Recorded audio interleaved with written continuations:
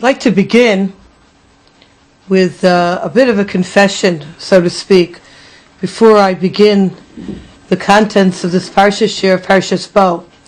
As I've mentioned in the past, Friday night is a time that I have the schus of working on these Parshat shirim, and some people get jet lagged. I'm Parsha lag, where I work on this 2 weeks before the Parsha. Like, it's always wrong to ask me what Parsha it is, because I'm always 2 weeks ahead.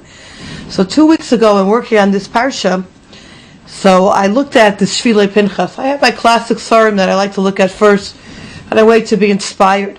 And this particular piece of Shvilei Pinchas really inspired me. And I was really drawn to it and wanted to speak about it. Shabbos morning when I got up and I thought about it, I said, how could I talk about this particular piece, which we'll see is about Dam Milah and Dam Pesach, the blood of the Korban Pesach, the blood of Bris Milah, when this is Parshat Bo. This is a Parsha which we deal with the Seder night. It should be something relevant to people's lives, something they can take with them for the Seder. And this is like so abstract. Okay, so some weeks are more abstract than others. I said, how could I do this to people? But I insisted. I said, no, if I'm drawn to it, there must be a reason that I'm drawn to it. And I'm going to insist on, with the Siyata D'Shmaya, the help of above, to develop a shir. And my confession is, the truth be told is, we will see in Yirtzeh Hashem today how relevant this piece is, how much it is connected to the Sipur Yetziat Mitzrayim, how it is the essence of Seder night, and not only is it the essence of Seder night, it is the essence of our lives. And I can't tell you how in these 2 weeks since preparing the shir, how much of an impact the learning and the studying has had on me personally as an individual, my avodas Hashem.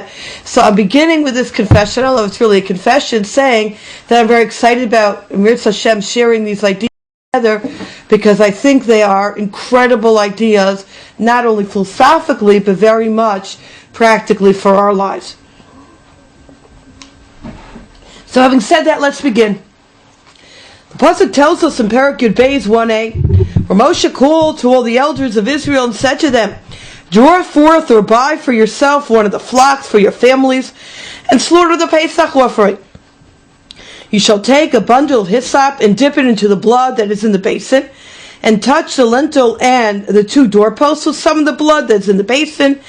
And as for you, you shall not leave the entrance of your house until morning.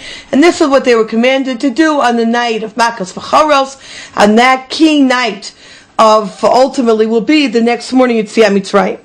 And Hashem will pass, in Pasuk Kaf Gimel, Hashem will pass through to smite Egypt, and he will see the blood that is on the lintel and the 2 doorposts, and Hashem will pass over the entrance, and he will not permit the destroyer, the mashchit, to enter your house to smite.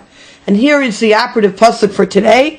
You shall observe this matter as a decree for yourself and for your children forever. This is a chukas olam l'dorosecha.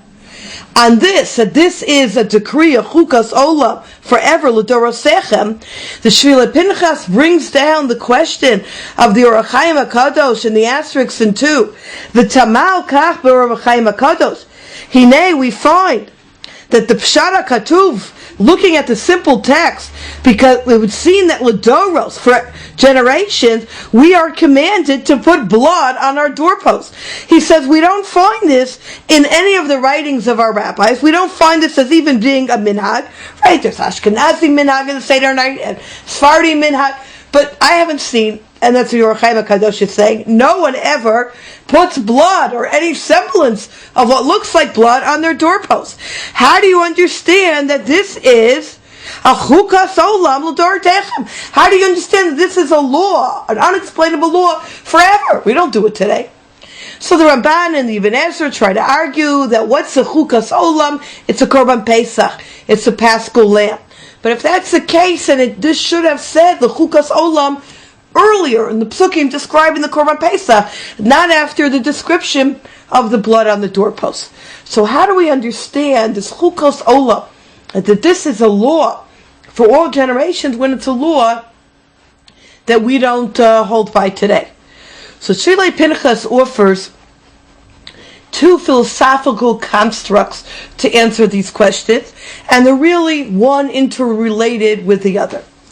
Before we look at that, the second aspect that we need to examine today, is really going to be one large picture with God's help, is what is specific about these two mitzvos of the Korban Pesach, the blood of the Paschal Lamb, and the blood of the bris milah of the circumcision. We all know, we're familiar with, that it's a pasuk in Yechezkel, and this is source number 3 that we mentioned at the night of our Seder, where HaKadosh Baruch Hu ve'avor alayich ve'arech v'inei itech et dodim. HaKadosh Baruch Hu comes down, he sees it's the time of redemption, and he realizes va'at arom ve'eryah, that we are unclothed, we have no mitzvos in order to be redeemed. So Hashem tells us that He gave us two mitzvos, the Dam Pesach and the Dam Milah. These two mitzvos are mitzvos that we would have, that would give us clothing, so to speak, mitzvos that would allow us to be redeemed. And that's how we